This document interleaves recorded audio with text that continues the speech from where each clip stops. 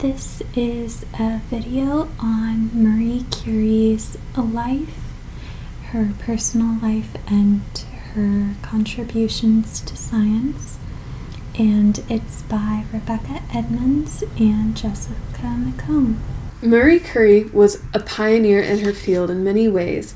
Besides making huge scientific breakthroughs in physics and chemistry, she also paved the way for women to enter into the scientific community. We will be talking about her life in two separate categories, her personal life and then her scientific contributions. Her childhood. She was born in Poland on November 7th in 1967 as the youngest of 5 children. Her siblings were called Zofia, Joseph, Bronswala, whose nickname was Bronia, and Helena. Poland was under Russian rule at the time, and so speaking Polish, practicing Polish culture, or being patriotic in any way towards Poland were punishable offenses. Marie's father was even fired from his teaching position for being Polish. Marie's mother passed away from tuberculosis when she was 11, 3 years after Marie's oldest sibling, Zonia, died. These 2 deaths deeply affected Marie, who gave up the Catholic faith and became agnostic, not being able to believe in the existence of an all-loving God. Young adult. Despite all of these hardships, Marie was a star pupil and excelled in all subjects at school. At this time in Poland, women were not allowed to attend higher education, so Marie and her sister Bronia, once they graduated from high school, went to the illegal floating university. It was called that because there was no official classroom, and the university kept changing locations. It was here that Marie was exposed to the latest ideas about chemistry and physics. However, both Bronia and Marie realized that if they seriously wanted to pursue their dreams, they would have to attend an actual university. So they made a deal where Bronia would study medicine in Paris, while Marie would work and pay the tuition fees by being a governess in Poland. Then they would switch, and Bronia would work and pay for Marie's tuition fees. Marie worked as a governess for 3 years, pursuing her own education through reading books at her employer's library. While it wasn't very effective, she did learn how to conduct independent work and research, which would become a valuable skill for her later on. University student. In 1891, it was Marie's turn to attend the University of Paris, while her sister Bronia paid for her tuition. Marie, while very intelligent, had to work extremely hard to catch up to her French classmates, since French was her second language, and she did not have as thorough an education in science and mathematics as her classmates. Despite all of this, in 1893, Marie finished her first master's degree in physics and then was given a scholarship to pursue her second degree in mathematics, which she completed in 1894. Marriage. It was in 1894 that Marie met Pierre Curie. Pierre was 8 years older than Marie and had sworn off the thought of marriage. To him, the most important thing was scientific discovery and discovering more about the universe, so getting married had seemed like a frivolous waste of time. But when he met Marie, who was an equal workaholic and shared his passion for scientific experimentation, he quickly fell in love. They got married in 1895, and then in 1897 they had their first child, Irene. In 1904, their second daughter was born, Eve. Life of fame and the death of Pierre. The Curies' work on radioactivity gave them much notoriety in both the scientific world and in the public eye. Marie had a love-hate relationship with fame. On one hand, she liked seeing Pierre and her get the respect they deserved for their work, but also people started disturbing their previously very peaceful life. Tragically, in 1906, Pierre Curie died in a carriage accident. This was devastating for Marie, who not only lost her husband, but her best friend and biggest supporter. Her public outbursts of grief were small and few, but she mourned privately for a long time. She began a journal where she would pour out her feelings and emotions, addressing each entry to Pierre for a whole year. However, she did well for herself even after her husband's death. She was offered her husband's teaching position after he had passed away. At first, Marie was hesitant, but she remembered the many talks she had had with her husband about what might happen in the event of irreparable loss. According to Marie, Pierre always said the same thing.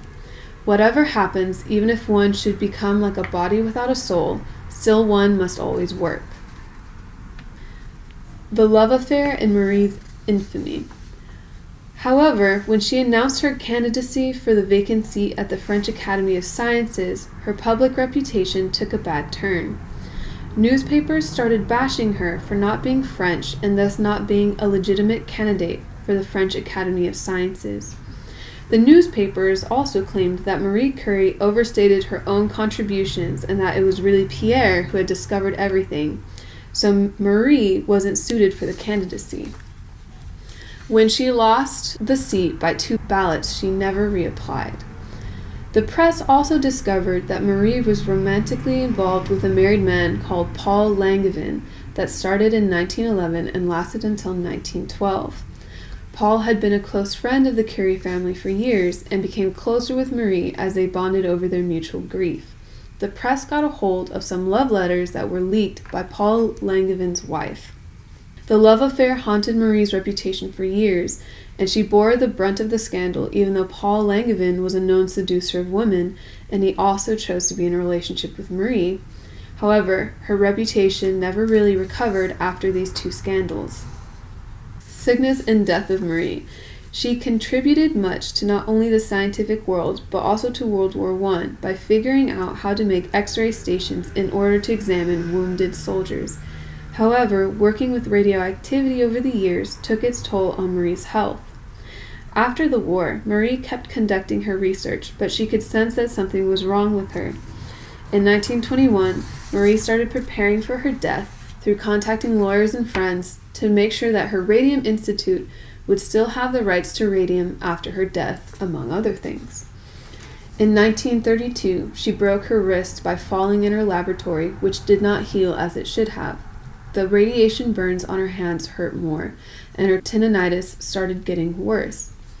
By 1934, her health was declining rapidly, and it was finally identified that Marie had aplastic anemia, which is when the bone marrow is failing to produce enough new red blood cells.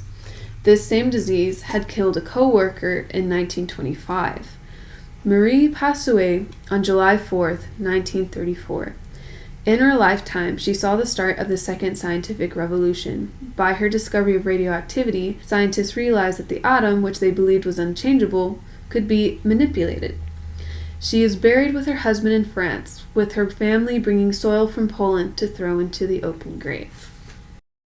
Although Marie Curie had to work in conditions that were less than ideal, beginning in a freezing shed without any decent equipment, and she was a scientist in days when women studying science was not looked kindly upon, Marie Curie never let this stand in her way and made many discoveries and contributions to science. Her contributions began with a paper where she studied uranium rays in detail. In 1896, she wrote a paper about magnetism in steel, and then started to look for a topic to write about for her doctoral thesis. She chose uranium rays, or Becquerel rays. Although Becquerel discovered them, due to his neglect, Marie Curie studied them in greater detail and discovered that uranium gave off intense radiation.